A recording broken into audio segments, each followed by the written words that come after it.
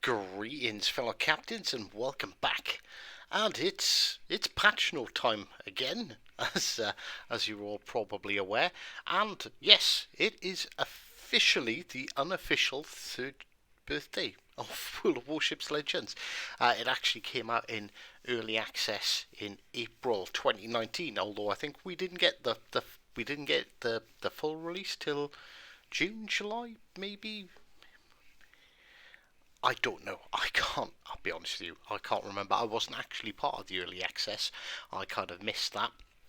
So, TLDR version of the update for those of you who don't care to listen to my whole rambling through all of the patch notes. So obviously, the patch will be coming on Monday, which will be April the 11th. The usual downtime of 7 till 10 p.m. UTC. Update size is to be determined. They don't actually know yet. Long and short, 3 year strong bonuses and sales.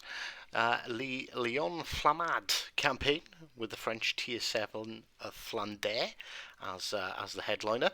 3v3 ranked seasons coming back. I'm actually quite looking forward to that. 2 epic new bureau projects, loyalty reward program, Golden Week 2022 content. So if you're still looking for that sexy Yamato skin, that will in fact be coming back. And a Viva La Dirt League collaboration is coming. Very nice. Some nice graphics there. We've got good old little fishy in the corner. There's the code highlighted on the screen there. That's 4 Alpha Romeo Whiskey Lima Sierra 206 Echo, which you can redeem at worldofwarships.com/code -redeemer to get you to get 2 times common containers. So this update marks 3 years since the start of early access. Oh yeah, okay, whatever. We don't care. Let's get to the meaty bits. La Lion Flamade. So I believe the Flandre is actually an Alsace class battleship, which is tier 9 on PC, which would be quite nice. So it comes with 3x3 15-inch guns. So you can see the usual sort of what would we call that? Richelieu or Jean Bart style, but it's actually got a turret on the rear as well, and it's actually got some forward-facing secondaries. All the secondaries and anti-air is on the back of the Jean Barts and the Richelieus. So 15-inch 380mm guns in quickly traversing turrets, as well as great AP penetration and shell velocity, allowing very accurate shooting. This comes packaged with a marquee high French tier battleship consumable engine boost. Doesn't get engine boost on PC. That's something new for us. Historically speaking, this battleship was project based upon 2 planned Alsace class. See, called it. With a reworked AA suit, which will in turn was to succeed the famous Richelieu. So the Richelieu and Jean Bart have excellent AA. So I'm expecting these to have pretty good AA as well. Right, 100 milestones over 5 weeks with the catch-up mechanic enabled. That's the important one, the catch-up mechanic. So if you miss a week, you don't have to buy out a week's worth. You can literally just catch up the following. Right, so rewards. Do we care about the rewards? All right, let's go over them. So 80 common boosters. 10 Type 1, Type 2 and Type 3 camos, 8 revolutionary camos, 265,000 Commander XP, 250,000 credits, 2,000 Global XP, 13 promotion orders, an insignia, a commendation, 7 days worth of premium account, 3 big winter crates, 1 French Commander crate and 1 patch background, and obviously if you take the back in, you get, they say 67,000 worths in total worth of stuff. So you get an additional 80 boosters, rare boosters, 15 Type 1, 2 and 3 camos, 16 revolutionary camos, an extra 135,000 Commander XP, 2.8 million credits, 22 global XP, 27 promotion orders, 3 insignias, 3 commendations. You get 750 doubloons back, 7 big winter crates, 1 patch symbol, and the tier 7 French battleship Flandre. So, right, okay. So, fairly standard. Right, okay, so ranked seasons are tripled. So this season brings 3 ranked season. The first one starting on April the 14th, with a twist again. This time you'll be battling 3v3s in tier 3 to tier 5 ships, depending on the seasons. No carriers, 1 destroyer per team, and a lot of competitive spirit is needed to flush. I wonder if we're going to be able to go in the divisions of 3. That will actually make it competitive and quite painful for a lot of people, I can imagine. We'll provide a detailed look, including price breakdown, next week in the dedicated blog post. Okay, so we're not going to learn much about that. But turns out, when they released the image, which was a picture of the town of Des Moines on April the 1st, turns out they weren't trolling us. That wasn't a troll. The Des Moines and Siapan B-roll projects come in. So, leading a class of 3 heavy cruisers, Des Moines was commissioned in 1948. For most of her career, served as the flagship for the 6 task fleet in the Mediterranean. An enviable rate of fire, American arcing shells with improved ricochet angle, and the radar consumable makes the Des Moines one of the most awaited legendary tier ships. Honest to God, I can't wait to get my hands on the Des Moines. And yeah, alright, okay. So Siapan, we've got another carrier, but these both the B-roll projects. So this is going to be a B-roll project, I'm assuming. It doesn't actually tell us, does it? Let's have a look. So Siapan was the headline of the 2-ship class of light aircraft carriers, housing 50 plus aircraft, including some helicopters. Commissioned in 1946, she obviously did not see World War II, but was much later deployed during the Vietnam War. However, happened after her conversion into a major communications relay ship under the name of Arlington. In this game, Siapan moves quickly, defends against enemy aircraft well at short distance, and carries powerful planes including torpedo bomber squadrons with 4 torpedoes per drop. Siapan is the first American Tier 5 premium aircraft carrier. So we're actually getting premium carriers now. Right, and on to Golden Week 2022. So Golden Week's coming back. Golden Week permanent camouflage for the ship Hynga, a new Japanese Tier 5 premium that's obviously going to come out. So there we go, there's another new ship. New Golden Week permanent camouflage for the Suzuya, and the Suzuya will actually be available for 750 global XP. Golden Week 22 crates crates. So there's Commander Progress items, Premium Awaki, the Premium Battleship Hynga, and the Premium Destroyer Sashio will be included, as well as the camos for Yamato, Konga, Suzuya, Haya. I forgot, I don't know how you pronounce it, and the Sashio. So yes, you can get that infamous Golden Week Yamato camo coming soon. Contents will arrive in full on April the 25th. Watch out for a dedicated blog post with details. And everything in here is only going to be available for Golden Week crates. Right, okay. Spring big crates, so seasonal changes and crates due to pick up some spring big crates for the traditional mix of Commander Progress items, doubloons, credits, camos and more.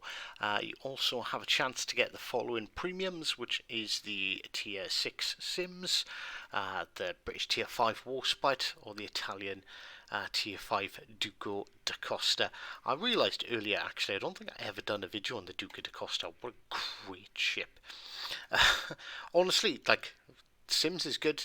Warspite's probably arguably the best battleship at tier 5, and Duca de Costa is such a good cruiser at tier 4. Not that I'm promoting anyone buying crates, but if you manage to get any free ones, I mean, you get lucky. They've got good ships in there. Right, okay, and on to Viva La Dirt League collab. I have no idea what this is. This is going to be completely new to me.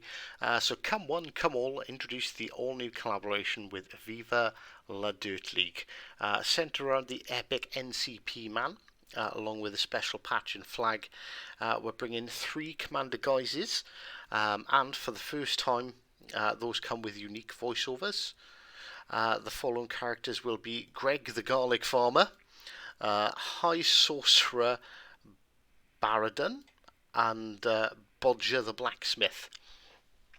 Greg the Garlic Farmer sounds the most appealing to me. I'm assuming some people will know what this is and how it ties in.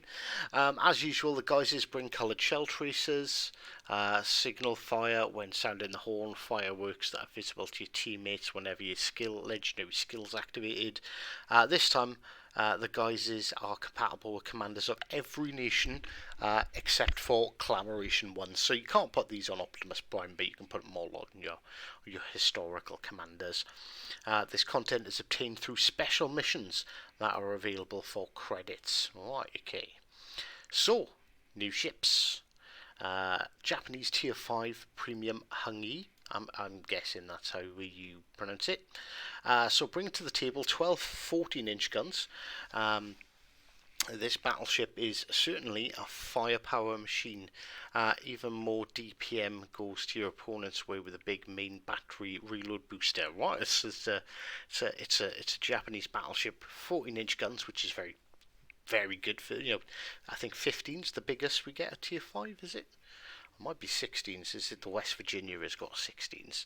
But yes, 14-inch guns with a main battery reload booster. Solid torpedo fence allows you to stay afloat longer. As a newcomer, Hynga was bound to become one of the Golden Week ships, so watch out for a special look for her within the contents when they drop on the 25th. Completed in 1918, she didn't see much action during World War One. By the start of World War Two, she was considered archaic despite a 2-stage modernisation that ended in 1932. Over the course of the war, Hynga underwent one more remodelling, getting a flight deck in the process, and her career came to the end when she was sunk in 1945. So I'm assuming this was turned into a carrier by the sounds of it. Pan-Asian Premium Tier 5 Destroyer, Asnhan sporting unique. That looks very British to me, maybe. Could be my eyes deceive me. All the Pan-Asian ones are usually a deviation of another destroyer. Sporting the unique option to either use deep water or regular torpedoes. Asnhan is definitely stand out amongst the Pan-Asians. Adding to the mix of high speed and decent artillery outfit, you have an enticing option to try out. Acquired by Plan, the People's Liberation Army Navy, in 1955, this former Gnevny class destroyer later underwent refurbishment that significantly enhanced her AA suite, and for the last 30 years she has been functioning as a museum ship in China.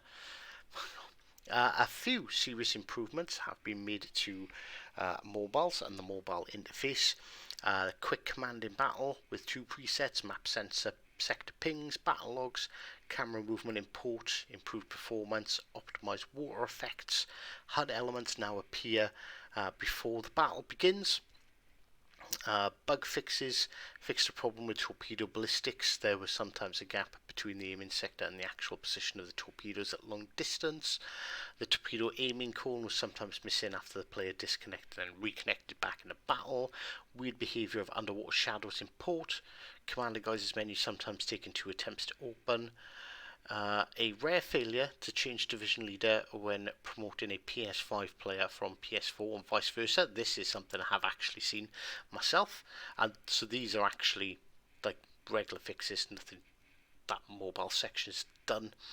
and gone with. Here we go. Promotion screen not loading on the game launch screen if the internet connection was lost and then regained. So mobile fixed an issue which causes the game files to be re-downloaded on iOS. Devices ran low on free space, where crashing from touchpad overload on startup. Battle results screen elements sometimes overlapping.